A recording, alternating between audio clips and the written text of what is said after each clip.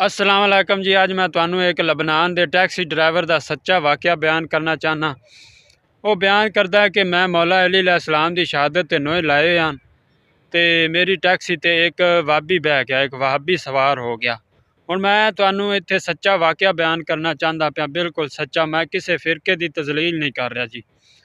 तो वह बह गया जी। तो उनकी जदों मंजिल आई उस वहाबी की, उस आख्या मैनू इत्थे उतार दे।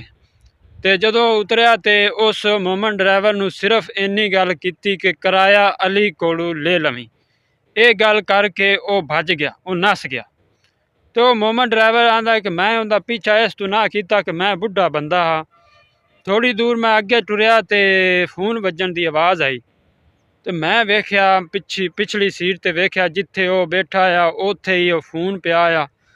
तो मैं जो फोन चुकया तो फोन बड़ा महंगा iPhone 12 Pro Max कहना। मैं जो कान नाल लाया तो वह भाभी बड़ा गिड़गिड़ा के ते मिन्नत तरले करदा पिया कि तेरी मेहरबानी, अपना किराया ले जा तो मेरा मोबाइल मैनू वापस कर जा।